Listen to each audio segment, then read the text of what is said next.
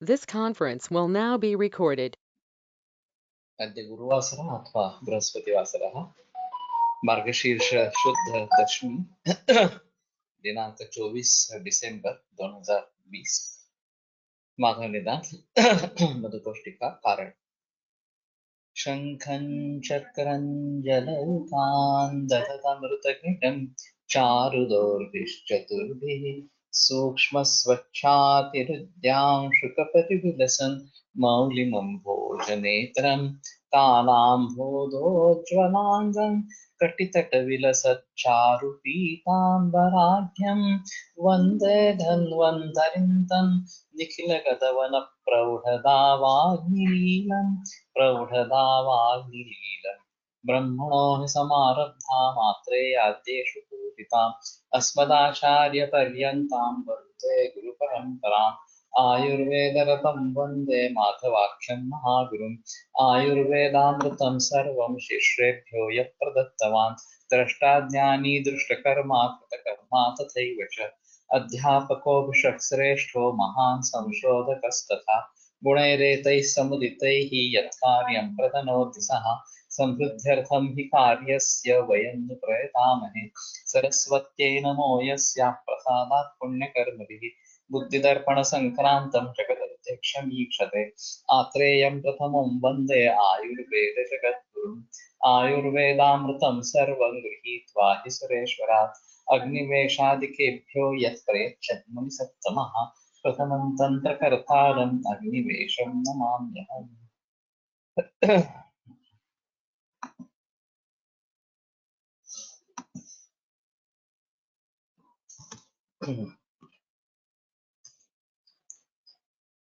अलग अलग दोष व्याधियों में दोष अलग अलग व्यापार किन किन आधारों पर करते होंगे।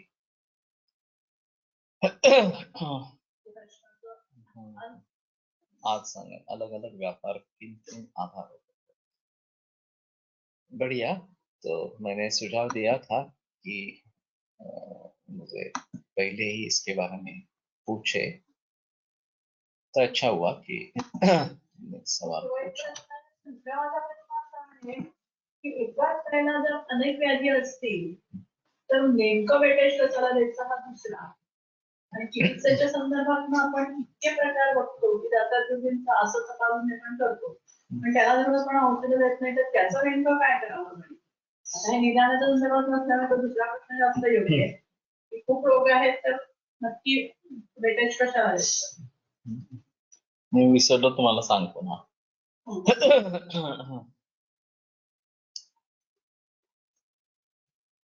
इसमें ऐसा है कि किन किन व्याधियों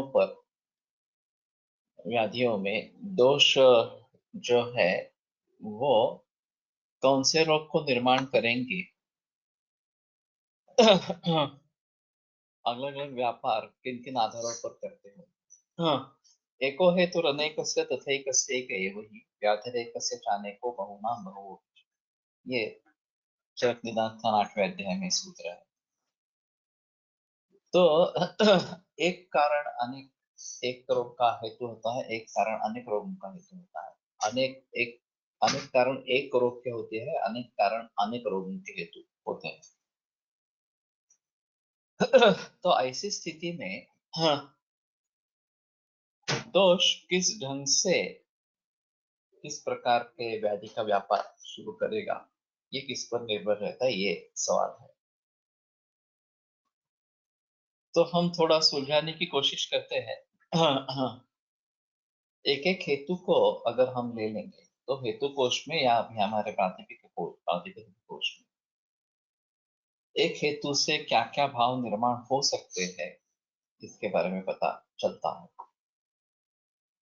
उसमें दोष के प्रकोप के बारे में भी बात होती है, अगर वो व्याधि हेतु भी है तो उसके बारे में भी बात होती है, अगर वो किसी स्रोतस की दृष्टि का हेतु है वो भी बात होती है, और अगर वो किसी तरीके से अग्नि के ऊपर काम कर रहा है तो वो भी इसमें आ जाता है।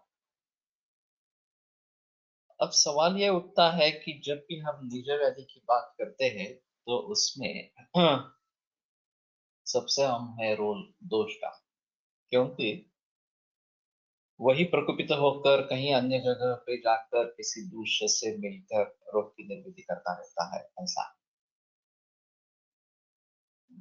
अब ये दोष जो हम कारणों का विचार करेंगे तो वो कारण किस दोष के लिए उपयुक्त होंगे, इस दोष को कैसे बढ़ाएंगे, इसके बारे में सोचना पड़ेगा।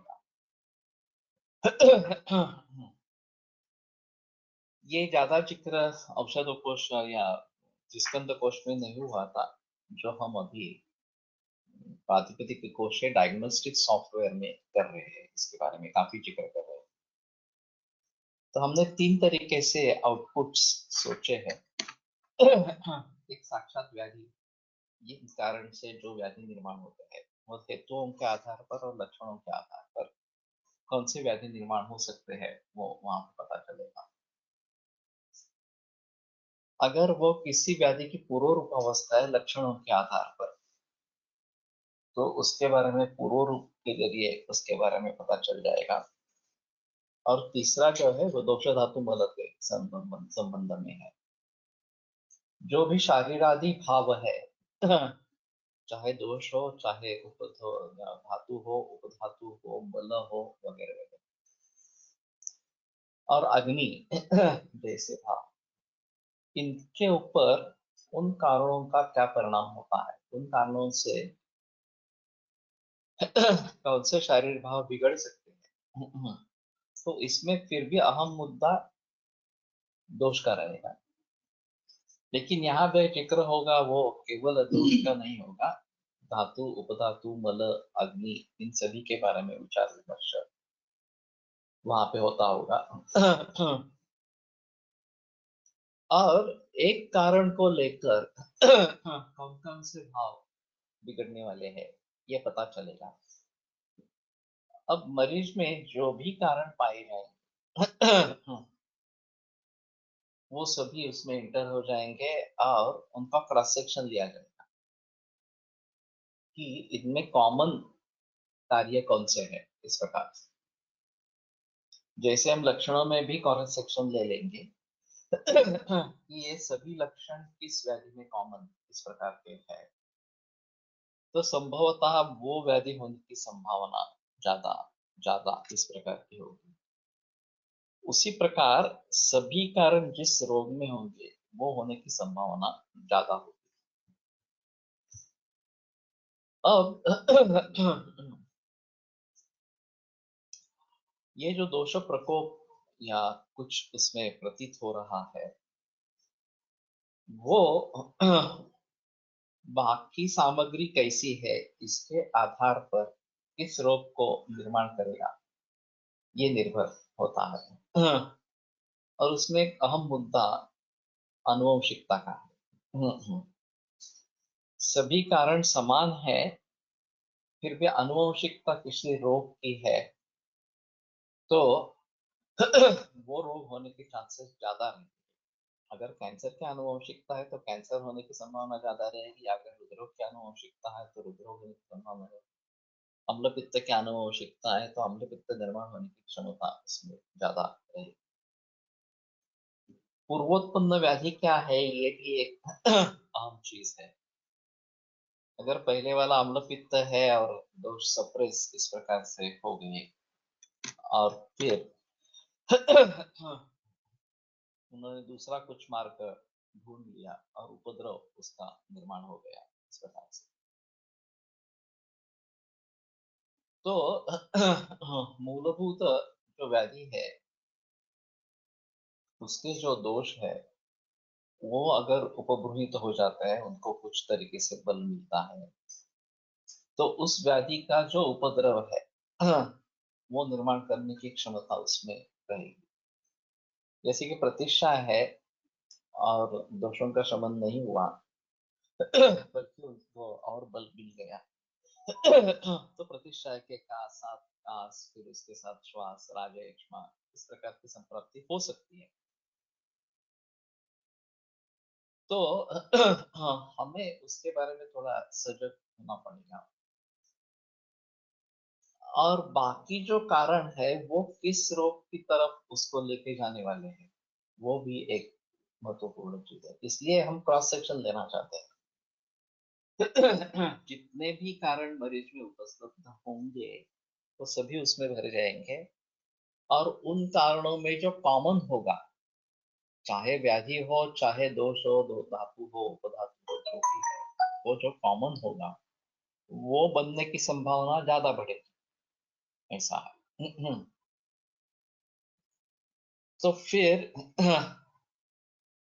संप्राप्ति इस व्याधि की तरफ मुड़ेगी, उस व्याधि की तरफ मुड़ेगी, ये थोड़ा पता लगाएंगे।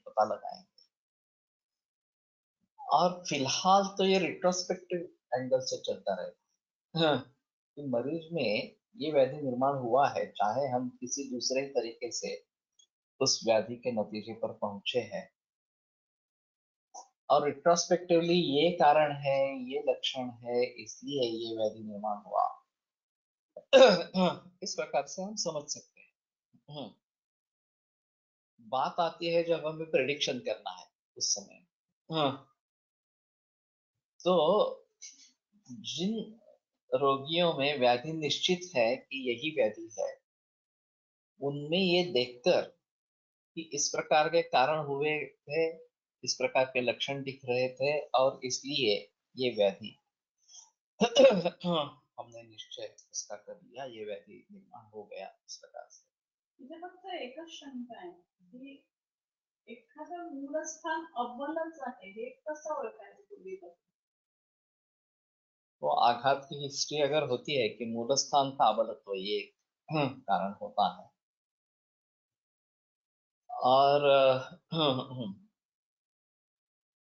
व्यानेन वसधातुरी विक्षेपोचित कर्मा युगपत् सर्वोजस्रम देहे विक्षिप्यते सदा क्षिप्यमाणः स्ववैगुण्यात और अवैगुण्यात, दो पाठ है। तो स्ववैगुण्य से जहाँ उसकी गति खत्म हो जाती है वहीं पे रुक जाता है, और खवैगुण्य से जहाँ पे कुछ अबलत्व इस प्रकार का है, उस दोष के लिए आश्रय करने के लिए अच्छी जगह है, तो वहां पे रुक जाता है। तो ये खवैगुण्य अनुवंशिकता से भी आता है, ये खवैगुण्य आघात वगैरह इस प्रकार के कारण भी आता है, और मानसिक आघात भी उसमें हिस्सा ले सकता है कि अचानक कुछ हादसा इस प्रकार का हो गया और खवैगुण्य वहां पे निर्माण हो गया इस प्रकार से। तो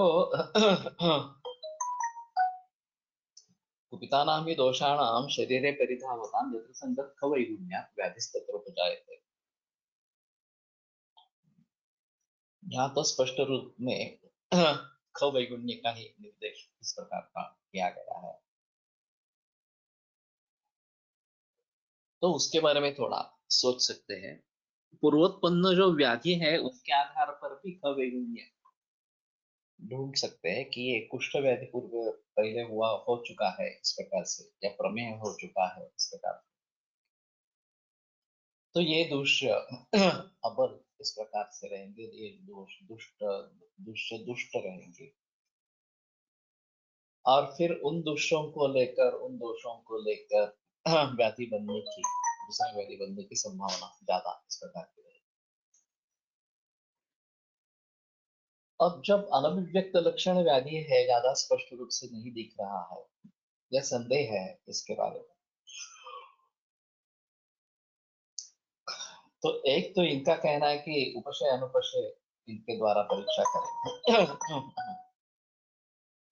हमारे हिसाब में ये दोष दूष्य वगैरह जो है उनके बारे में भी सोच सकते हैं, और फिर उनके आधार पर उसकी चिकित्सा, उसके बारे में निश्चय कर सकते हैं। तो ये काफी दिक्कत वाला मामला है, और बहुत सारे भाव है जिनके ऊपर ध्यान देना पड़ेगा, तभी हम समझ पाएंगे कि इस प्रकार का व्याधि या इस प्रकार का दोष धातु मल इनके बारे में वैषम्य निर्माण हुआ है, इन कारणों के जरिए हुआ है, ये इन लक्षणों के द्वारा व्यक्त इस प्रकार का हो गया है। और फिर उसके लिए ये चिकित्सा करनी पड़ेगी वगैरह वगैरह। तो हम फिलहाल किसी मरीज का एनालिसिस कर रहे हैं या किसी मरीज के बारे में आगे क्या हो सकता है ये सोच रहे हैं, ये भी अहम चीज रहेगी। हमारे सामने मरीज है, उसका डायग्नोसिस हम कर चुके हैं दूसरे किसी आधार पर, लक्षणों के आधार पर वगैरह वगैरह। अभी कारणों के आधार पर सिर्फ यही बनेगा या उससे बने जो दोष है ये और भी कुछ कर पाएंगे, ये भी एक जरूर सोचना इस प्रकार का है। जनरली ऐसा होता है कि जब दोष रोग निर्माण करते हैं तो उनकी शक्ति उसमें खर्च हो जाती है और फिर वो दूसरा और कुछ बनाने के लिए समर्थ नहीं होते। लेकिन दूसरी भी चीज ऐसी है कि अगर ऐसा होने पर भी, रोग निर्माण होने पर भी कारणों का सेवन चालू ही है, तो रोग दोषों को फिर से बल मिलता है। और वो दूसरा विकार भी निर्माण कर सकता है। पहला जो डिसीज है उसको भी बढ़ा सकते हैं और दूसरा रोग भी निर्माण कर सकते हैं। ये दोनों पॉसिबिलिटीज उसमें है। तो कारण वैसे ही अगर चालू रहेंगे तो पॉसिबिलिटी है कि वही रोग बढ़े या फिर उन दोषों के आधार पर दूसरा रोग भी नया निर्माण इस प्रकार का हो जाए। और ये काफी मुसीबत वाली इस प्रकार की स्थिति रहे। अभी एलोपैथी में जिन जिन रोगों में केवल सिम्टोमेटिक रिलीफ के बारे में सोचा गया है, और एक मीन स्टैंडर्ड लेवल पे लाके रख दिया है, कारणों का जिक्र ही नहीं है, तो उन सभी रोगों में दो तरीके से सोचना पड़ता है। एक तो रोग मूल रूप से ठीक नहीं हुआ, कारण ढूंढे ही नहीं है, तो कारण टालने का सवाल ही नहीं है। और कारण वैसे ही चालू है तो ये रोग सप्रेस हो गया लेकिन दूसरा कोई रोग उसमें से उभर आएगा, और वो क्या आ सकता है ये एक बार सोच लेना चाहिए। डायबिटीज है, शुगर लेवल मेंटेन है, फिर भी किडनी फेलियर हो जाएगा, फिर भी रेटिनोपैथी हो जाएगी इस तरह से। और शुगर कंट्रोल नहीं है तो भी इस प्रकार की स्थिति हो सकती है। तो ये एक अहम चीज उसमें रहेगी। और फिर इन ड्रग्स के साइड इफेक्ट्स क्या है ये भी देखना जरूरी है। एंटी डायबिटिक ड्रग चालू है तो वो अपतर्पण करने वाली दवाइयां हैं, और इस अपतर्पण से क्या आगे होगा ये भी सोचना पड़ेगा। तो कहने का तात्पर्य अर्थ ये है कि कारणों को ढूंढना, कारणों को टालना एक अहम चीज है। कारण के विपरीत इस प्रकार की चिकित्सा करना, हेतु विपरीत चिकित्सा करना, ये उसमें अहम चीज है।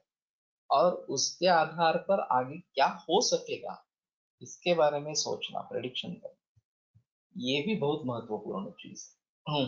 तो उसको हम कैसे टाल सकेंगे। अभी कैंसर जैसे विकारों में मान लो कि ब्रेस्ट कैंसर है, तो उसमें सर्जरी, केमोथेरेपी, रेडिएशन ये सब होने के बावजूद रिकरेंस आ जाता है, मेटास्टेसिस कहीं जगह हो जाता है, ये कॉमन है। अब किन व्यक्तियों में रिकरेंस आएगा, किन में नहीं आएगा, ये कैसे डिसाइड करेंगे, ये एक आम चीज है। ये कारणों पर निर्भर है। तो अगर वो व्यक्ति नॉर्मल खाना छोड़ दे, देसी गाय के दूध का प्रयोग करे और फिर ऑर्गेनिक ही लेवे, दूध 2 लीटर पर जाने के बाद ऑर्गेनिक ही लेवे वगैरह वगैरह इस प्रकार से, तो संभावना बनती है कि शायद वो रोग मुक्त रहेगी, वो औरत रोग मुक्त रहेगी। लेकिन फिर भी या अभी पैथोलॉजी के जरिए ER/PR HER2 स्टेटस जो है वो अगर अच्छा नहीं है, ER/PR पॉजिटिव HER2 निगेटिव, यही पेशेंट्स अच्छा रिस्पॉन्स करते हैं। अगर इसमें कुछ भी अलग कॉम्बिनेशन है तो कैंसर दोहराने के चांसेस या मेटास्टेसिस होने के चांसेस बहुत ज्यादा है। जिन जिन औरतों में केमोथेरेपी ली गई है उनमें ब्रेन मेटास्टेसिस डेवलप होने के चांसेस बहुत ज्यादा इस प्रकार के। तो अभी इन कारणों के बारे में भी सोचना पड़ेगा। हाँ, कि अगर इसमें मेटास्टेसिस होगा तो वो कहाँ होगा, स्केलेटल मेटास्टेसिस होगा, लंग में होगा, ब्रेन में होगा, कहाँ पे इस प्रकार से मेटास्टेसिस होगा, या दूसरे ब्रेस्ट में हो जाएगा। और क्या ये ER/PR और HER2 इसके बारे में हमें कुछ सुझाव दे पाएंगे या इनके बारे में कुछ कह पाएंगे, ये होने की संभावना ज्यादा है। अभी फिलहाल सिलसिला तो ऐसा चलता है कि जो मरीज आते हैं उनकी कंडीशन को देख के हाँ उनके अनुसार चिकित्सा शुरू करनी है, ये सबसे अहम बात आता काही पेशंट पण असे बघितले की ER/PR नॉर्मल आहे है। अंडरनिरीकरण झालं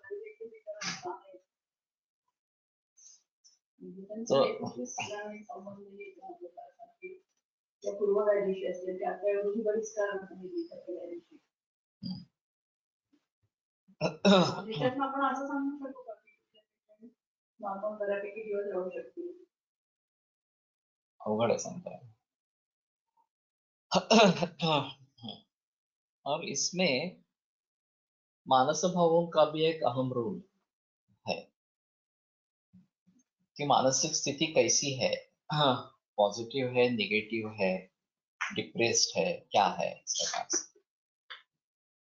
तो उसके आधार पर किस प्रकार से परिवर्तन आएंगे। विषाद और रोगवर्धनानाम, ये तो अहम चीज है कि विषाद अगर निर्माण हो जाता है तो वो रोगवर्धन करने वाले चीजों में सबसे अहम इस प्रकार का। तो इसके जरिए रोग की बढ़ोतरी होती है और ये देखा नहीं जाता, ये समझा नहीं जाता कि विषाद हो गया और इसके लिए रोग की बढ़ोतरी होगी।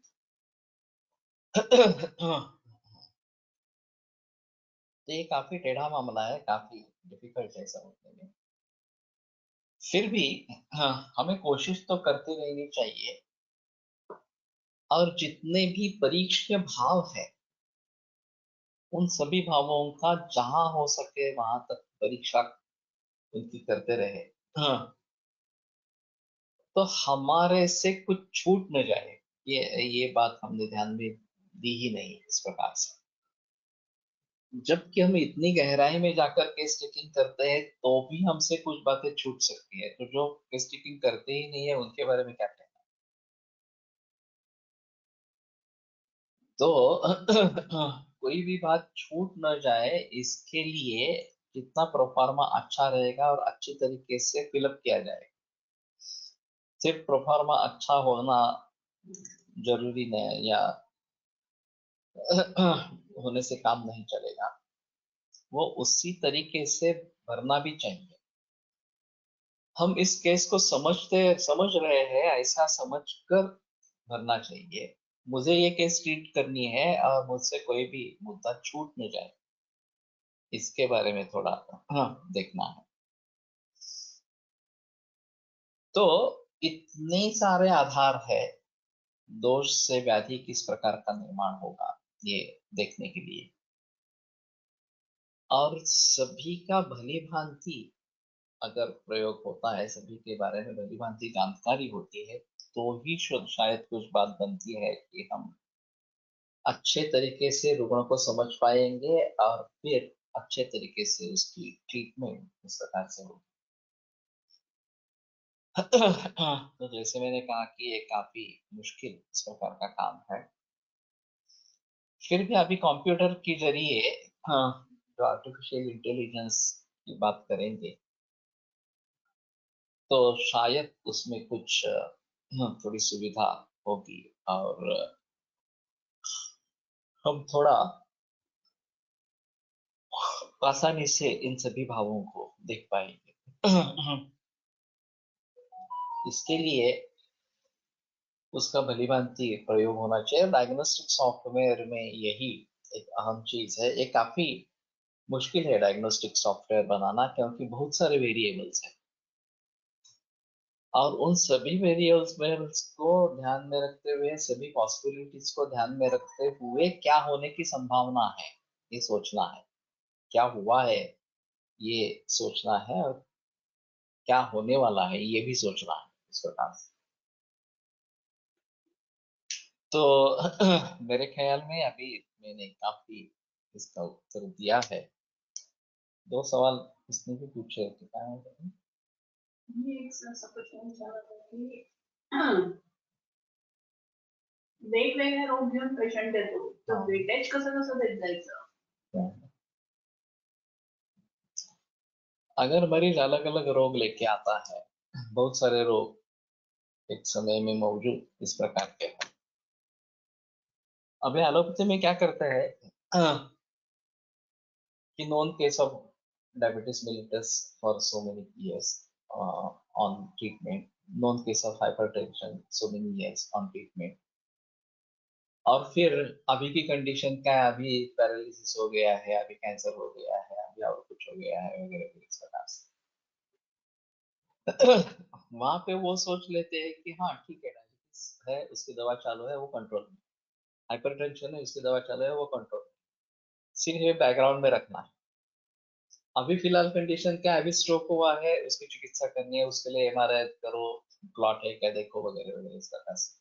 अभी हार्ट अटैक आया है तो उसके बारे में सोचो, अभी कैंसर हुआ है तो उसके बारे में सोचो, और सभी की दवाइयां एक साथ चलती रहेगी तो 15 20 25 कितनी भी दवाइयां चलती है, हर एक रोग के लिए एक एक दवा इस प्रकार से होती रहती है। अब आयुर्वेद की दृष्टि से इसको एक रोग समझना काफी मुश्किल है। फिर हमारे हिसाब में अगर सभी लक्षण हेतु के नतीजे पर हम किसी रोग के नतीजे पर पहुंच सकते हैं तो अलग चीज है। अगर नहीं पहुंच सकते हैं तो उसमें 2 तरीके हो सकते हैं। इन सभी रोगों के लिए उपयुक्त औषध कौन सा है, जो प्रमेह में भी काम करेगा, जो हृदरोग में भी काम करेगा और कैंसर में भी काम करेगा वगैरह वगैरह इस प्रकार से। चाहे अकेला द्रव्य हो, चाहे कॉम्बिनेशंस योग इस प्रकार के हो, कुछ भी हो, लेकिन उसकी फलश्रुति में ये सभी रोग अगर हैं तो संभवतः हम नाम नहीं दे पाएंगे, लेकिन उस दवा का प्रयोग करके उसमें फायदा हो जाएगा, ऐसा हो सकता है। पेशेंट हिस्ट्री दे यदि सही दे रहा या गलत दे रहा, ये कैसे अनुमान लगाएंगे, क्योंकि केस पेपर की काफी चीजें प्रश्न बेस है। ये भी सवाल अच्छा है।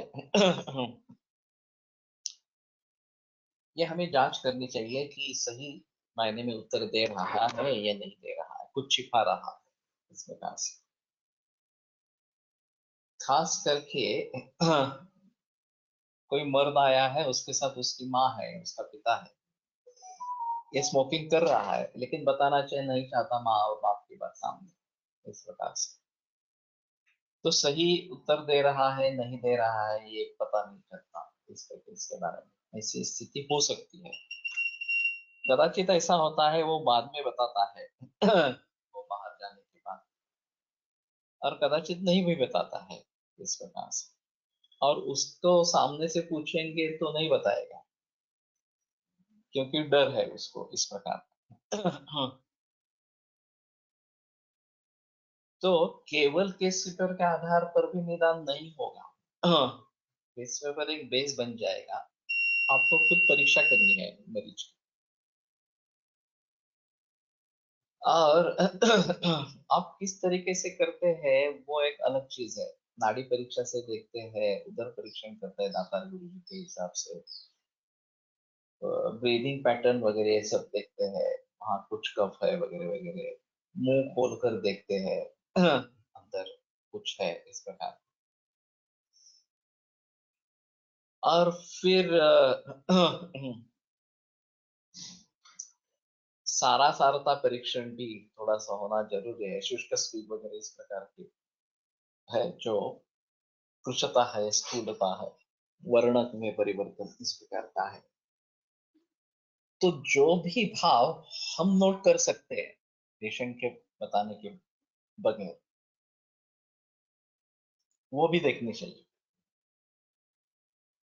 तो अभी पेशेंट ने क्या बताया, हमें परीक्षण में क्या मिला, और तीसरा एक ये है कि हमें आधुनिक परीक्षण में क्या मिला।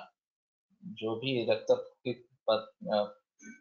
जांच हो गई हो, एक्सरे सोनोग्राफी ऐसा कुछ हो गया हो, उसके जरिए हमें क्या पता चला, ये भी एक रहे।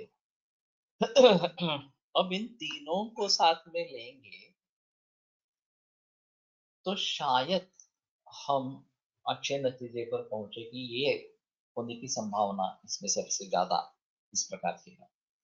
और फिर हमें अग्नि बल भी देखना है, शारीरिक बल भी देखना है, मानस बल भी देखना है। ये भी एक अहम चीज है। आर्थिक स्थिति कैसी है ये भी देखना है, संस्कार किस प्रकार के हैं उसके ऊपर ये भी देखना है, कि किस कुल में, जाति में, देश में उसका जन्म हुआ है वगैरह वगैरह इस प्रकार से। और बचपन से या जन्म से लेकर किस प्रकार से उसकी परवरिश हुई है। तो ये सभी बातों को ध्यान में रखने के बाद इसके बारे में सोचना पड़ेगा कि आगे क्या स्थिति हो सकती है, वास्तव में क्या है इस प्रकार। If there is a female patient with multiple breast lumps in both breasts which are benign, is it possible they become cancerous afterwards? ये possible है। Also, why these multiple lumps appear? It has been observed in young as well as menopausal women also. तो मेरे ख्याल में इसके बारे में अलगता से सोचना पड़ेगा। ये फाइब्रोएडिनोमा इस प्रकार से कहते हैं उसको, और फाइब्रस टिश्यू या मेदो धातु से उसका कुछ रिलेशन है। अब ये fatty infiltration of the liver, ये भी बात बताई जाती है। लाइपोमा के मरीज कुछ देखते हैं, यूटेराइन फाइब्रॉइड दिखाई देते हैं। तो इन सभी के बारे में एलोपैथी में ज्यादा जिक्र नहीं किया गया है। निर्माण कैसे होते हैं, कारण क्या है इस तरह। तो हमें उसके बारे में सोचना पड़ेगा, हमें उसके बारे में निदान करने के लिए प्रयास करने पड़ेंगे। दूसरे कौन से है डिसाइड करने के लिए प्रयास करना पड़ेगा। और फिर उसको ट्रीट कैसे करेंगे उसके बारे में सोचना पड़ेगा। ये भी कैंसर जैसी डिफिकल्ट चीज है समझने के लिए। सिर्फ ये लाइफ थ्रेटनिंग नहीं है जो बाकी फाइब्रस टिश्यू डेवलप होते हैं, लेकिन इन सभी बातों को जान लेना ये काफी मुश्किल इस प्रकार का होता है। तो अभी फिलहाल जितने भी इस प्रकार के रोग हैं जिसको कुछ नॉमेनक्लेचर दिया गया है, फाइब्रॉइड यूटेरस हो, फाइब्रोएडिनोमा हो, या मसल टेयर होने के बाद, लिगामेंट टेयर होने के बाद वहां फाइब्रोटिक टिश्यू बन गया हो, सब म्यूकोस फाइब्रोसिस रेडिएशन के बाद बनता हो, तो ये हमारे हिसाब में क्या है, किस प्रकार से ये बनता है,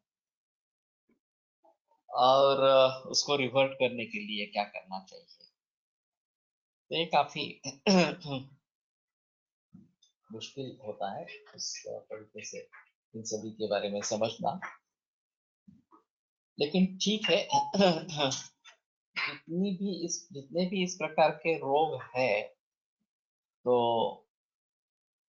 उसके उसके बारे में सोचना पड़ेगा अभी के हिसाब से.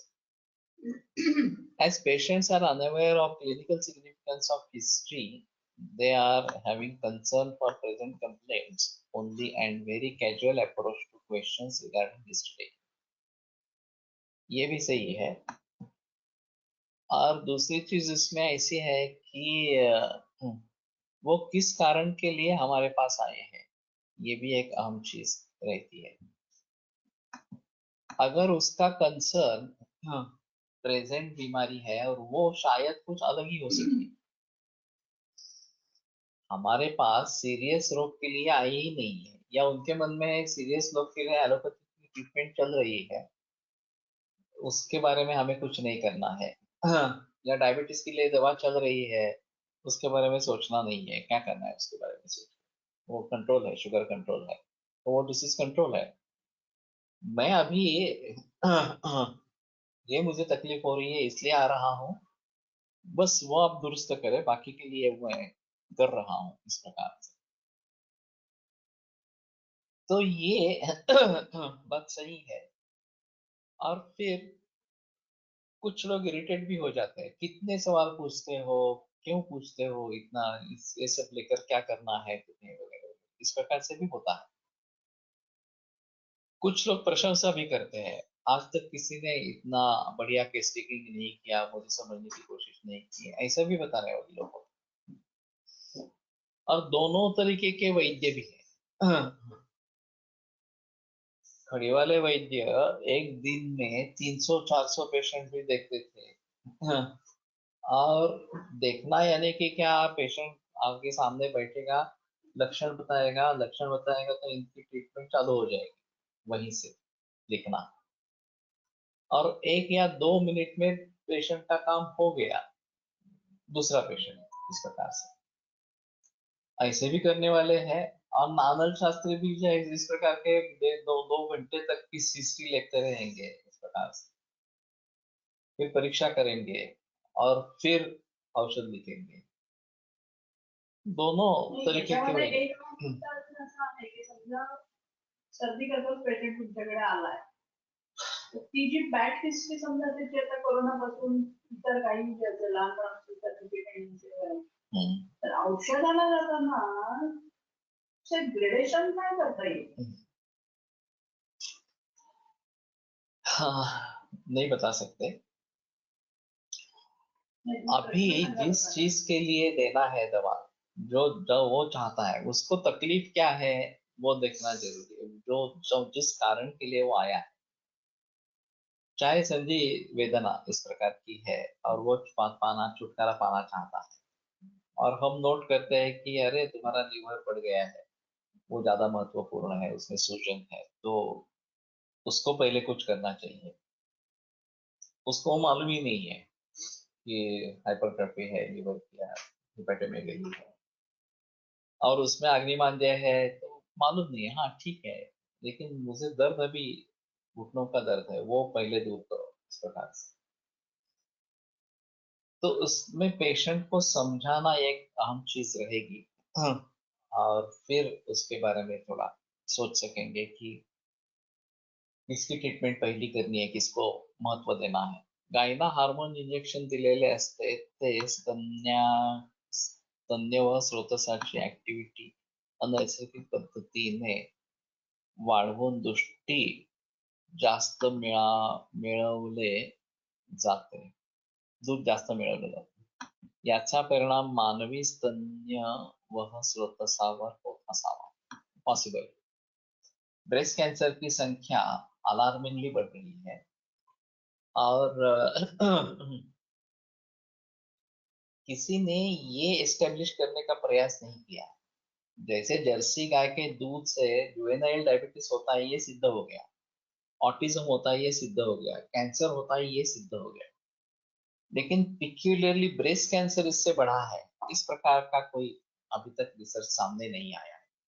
लेकिन हो सकता है कि इसके आधार पर अगर रिसर्च करेंगे तो ये बात सही मालूम पड़ेगी, क्योंकि वो भी स्तन्य है और ये स्तन का भी कार्यस्तन्य निर्माण इस प्रकार का है, तो ये पॉसिबल है कि उसका सीधा संबंध इस प्रकार से होगा।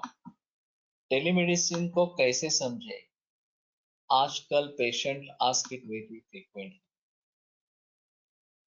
बेटर ऑप्शन है उन्हें टाले या अगर सीरियस बात नहीं है तो कुछ सुझाव दे दे, लेकिन बेटर ऑप्शन है कि उनको कहे कि पूरी जानकारी मुझे चाहिए, मेरे पास आओ, हम परीक्षा करेंगे और फिर दवाइयों के बारे में सोचेंगे। ऐसे टेलीमेडिसिन से बात नहीं बनेगी। लेकिन दूसरी भी चीज ऐसी है अभी कि डिस्टेंसेस काफी है, कहीं से भी मरीज आपको कॉल करते हैं और आना जाना संभव ही नहीं है, तो कैसे करेंगे? तो टेक्नोलॉजी का कुछ हद तक प्रयोग कर सकते हैं। मेरे पास काफी मरीज पूरे भारत भर से हैं, पंजाब से है, कर्नाटक से है, दिल्ली से है, हैदराबाद से है, वगैरह वगैरह इस प्रकार से। वो आ नहीं सकते, मैं नहीं जा सकता तो फिजिकल एग्जामिनेशन पॉसिबल ही नहीं। तो उस अवस्था में ज्यादा से ज्यादा क्या कर सकते हैं? वीडियो कॉल कर सकते हैं, पूरी जानकारी लाइफस्टाइल का प्रोफार्मा भिजवाते हैं ईमेल पे और जानकारी ले लेते हैं और फिर वीडियो शूट करते हैं, वीडियो कॉल करते हैं और वो होने के बाद दवाइयां दे देते हैं और फिर ये सिलसिला चलता रहता है। 15 दिन बाद फिर से एक बार क्या स्थिति है फोन पे या वीडियो कॉल पे देख लेंगे। अगर सुधार है तो ज्यादा कुछ सोचने की जरूरत नहीं है, अगर बिगड़ रहा है, सुधर नहीं रहा है, तो फिर से जिक्र चालू होता है कि किस जरिए हो रहा है, हमें पूरी जानकारी मिली है या नहीं मिली है और कुछ भाव रह गए हैं। त्यामुळे फायब्रोअडिनोमा एटसेट्रा विकृती वाढल्या असाव्यात। फाइब्रोअडिनोमा निर्माण होगा या नहीं होगा ये थोड़ा सा सोचना पड़ेगा। इसका अगर फैट से संबंध है, मेद से संबंध है, तो मेरे ख्याल में इसका संबंध ज्यादा रिफाइंड ऑयल से है या तली हुई चीजें वगैरह वगैरह इसका प्रचलन बहुत ज्यादा है, उनसे उनके बारे में थोड़ा सा सोचना पड़ेगा ये इस प्रकार से फाइब्रस टिश्यू डेवलप क्यों होता है ब्रेस्ट में, ये एक अलग चीज है। या यूटेरस में इस प्रकार से क्यों डेवलप होता है, ये एक अलग चीज इस प्रकार की है। तो अलगता से ही इसके बारे में सोचना पड़ेगा, एक पूरा विषय लेकर करना पड़ेगा।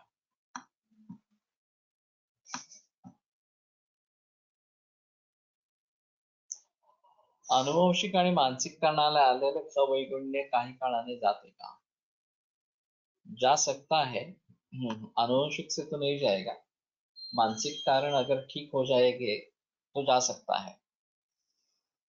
Oncologists tell to the patient that they do not consume any metallic compounds. So those patients ask, are there metals in our medicines? In spite of telling everything about our bhasmas, they do not, they deny to take those medicines. ये हो सकता है अगर इसको counteract करना है, अभी तक तो मैंने काउंटरएक्ट करने के बारे में बात नहीं की थी, सोची नहीं थी। तो एलोपैथी के डॉक्टर से पूछ लेना है कि आप शुद्ध चिकित्सा करो,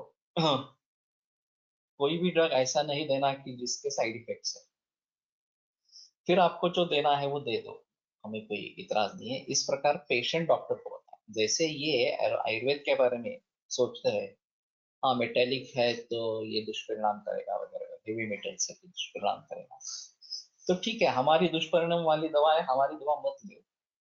लेकिन एलोपैथी में जिस भी एक भी द्रव्य ऐसा होना चाहिए, एक तो मेडिसिन ऐसा होना चाहिए कि जिसके दुष्परिणाम नहीं है, तो वैसी सिर्फ दवा मुझे दे देना, दुष्परिणाम वाली मेरी दवा मेरे लिए आप भी नहीं लेना। ऐसा अगर मरीज कहे तो ज्यादा से ज्यादा कम से कम दुष्परिणाम करने वाली कौन सी दवा है ये सामने आएगा।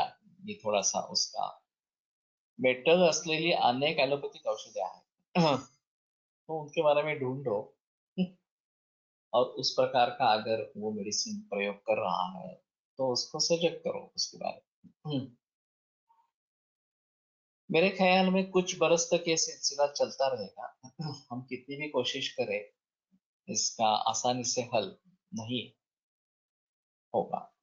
हिपेटोनेफ्रोटॉक्सिक अनेक एलोपैथिक औषध है, वो तो सही है, उसमें कोई संदेह है ही नहीं। लेकिन क्या है कि जनमानस के ऊपर एलोपैथी का प्रभाव बहुत ज्यादा है। वो उनको डॉक्टर मानते हैं, हमें नहीं मानते। हमें ज्यादा से ज्यादा एक वैद्य है, कुछ नुस्खे हैं उसके पास, एक कोई साइंस नहीं है ऐसा ही मानते हैं, वो साइंस है।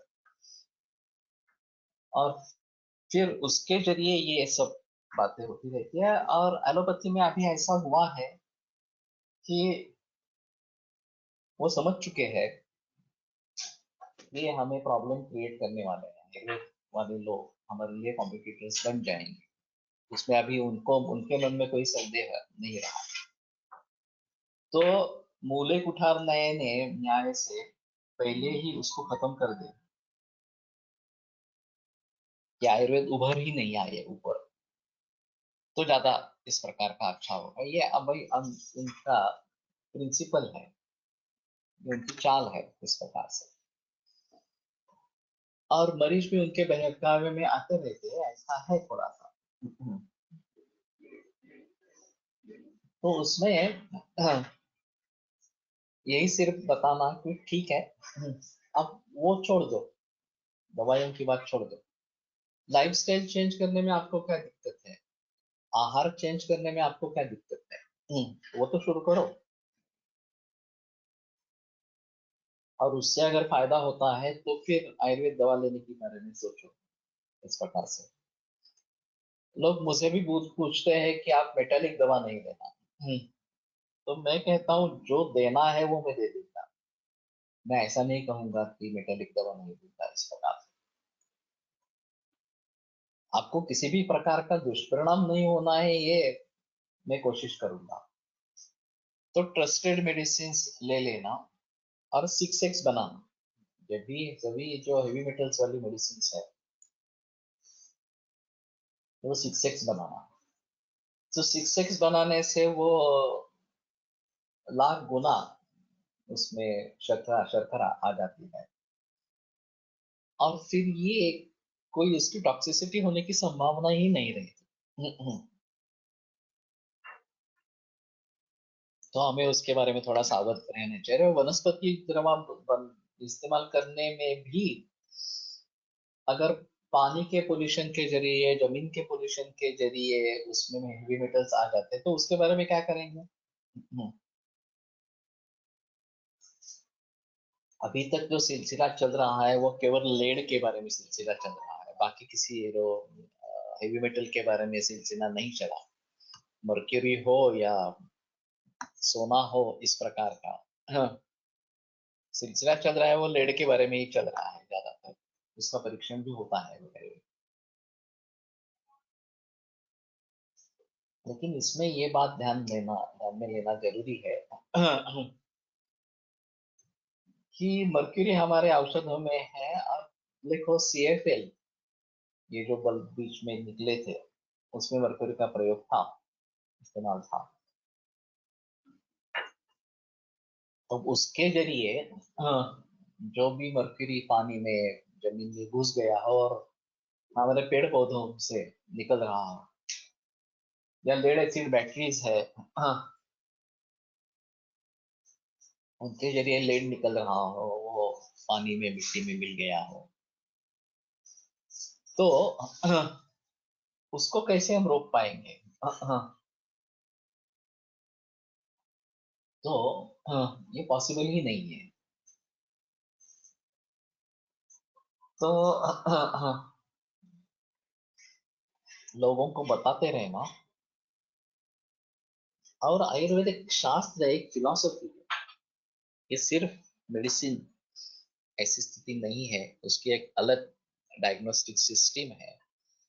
ये बात लोगों तक पहुंचाते रहना बहुत आवश्यक इस प्रकार का रहेगा। या कोरोना काळात अनेक ॲलोपॅथिक डॉक्टरांनी स्वतःला कोरोना झाल्यावर आवर्जून आयुर्वेद औषधे पण घेतली आहेत. ये सही है. कुछ डॉक्टर बदलेंगे, सभी डॉक्टर नहीं बदलेंगे, कुछ डॉक्टर बदलेंगे.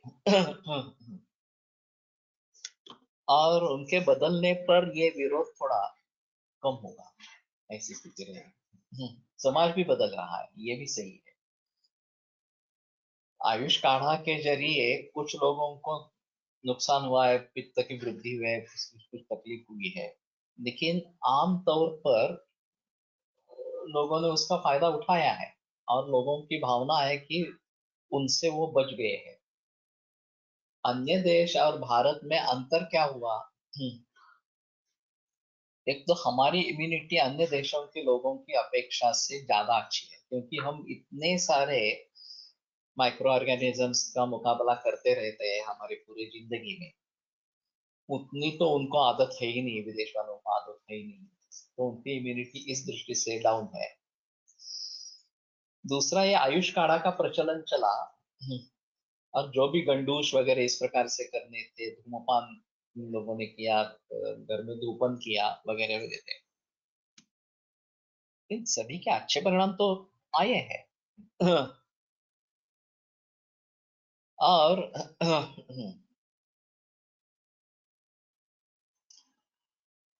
तो काफी परिवर्तन समाज में आ रहा है. मेरा एक व्याख्यान हो गया था कोरोना काळातील आयुर्वेदाचे महत्व इस विषय पर.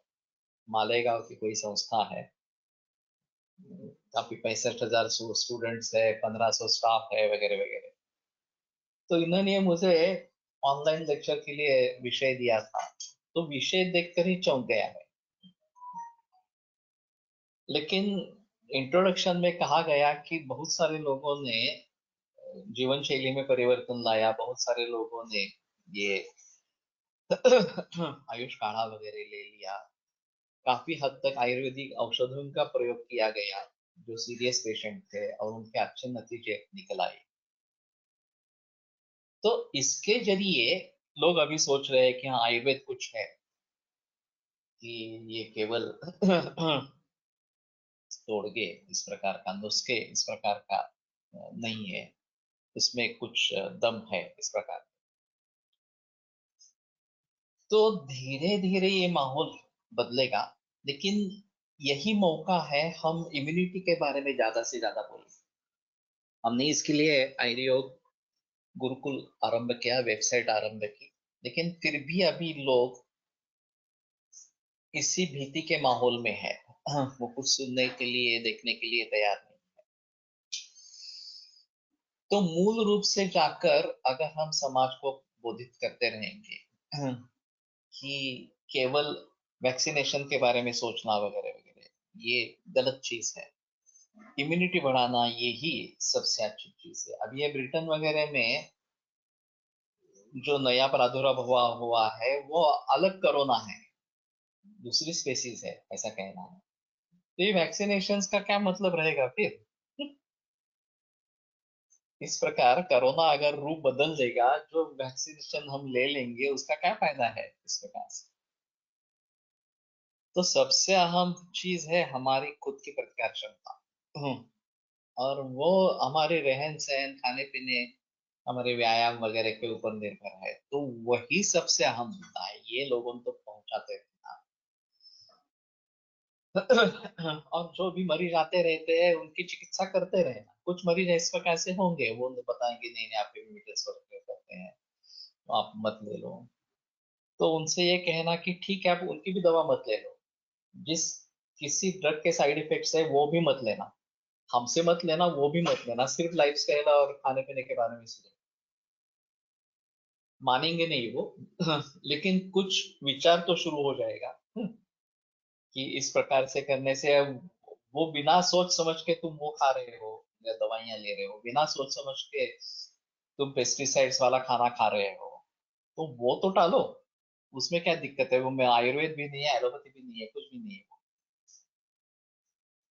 तो समाज को अगर जागरूक करना है तो ये ज्यादा अच्छा इस प्रकार का रहेगा.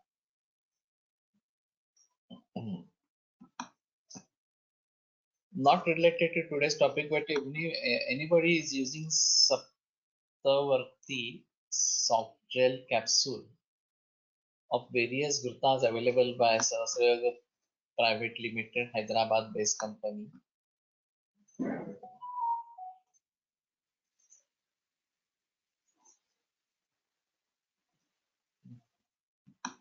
तो उसके बारे में क्या करना है? नाही बरोबर आहे हा प्रश्न. ऍक्च्युअली आपणही अशातले लोक खूप वेळा हे करतात. परवा नंतर विषय त्यांना अशा प्रकारे कॅप्सूल मध्ये भरून सुपर दिली तर ती कार्यकारी होतील का? अलग चीज है, थोड़ा तो काम करेगी. गुरुत्व तो गुरुत्व है, तो काम करेगी. बाद में बात करेंगे शायद. तो ठीक है.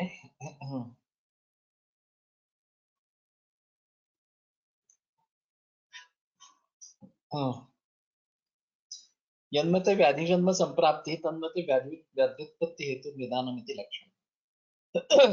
जिनके मत से व्याधि जन्म संप्राप्ति है, उनके हिसाब से दोष व्याध्युत्पत्ति हेतु निदान, व्याधि का उत्पत्ति का कारण निदान है. ये व्याख्या सक्षम इस प्रकार की काफी है. और जिन लोगों के मत में दोष व्यापार संप्राप्ति है, के हिसाब में उस पर अतिव्याप्ति टालने के लिए सिद्धि कर्तव्यता को रोगोत्पादक हेतु निदानम, ये व्याख्या होनी चाहिए. It solves the problem of palatability. ठीक है, palatability एक अलग चीज है, लेकिन मुझे अभी ऐसा लगता है कि जो देसी गाय के घी का प्रयोग करके सिद्धघृत बनाते हैं, जैसे गव्यामृत कंपनी है, वो ज्यादा हमारे लिए हिसाब में ज्यादा अच्छा होगा. तो हमें ये जर्सी गाय के घी से छुटकारा पहले पाना है. तो वो बेहतर ऑप्शन इस प्रकार का है. ठीक है, यहीं पे रुकते हैं, कल फिर मिलेंगे.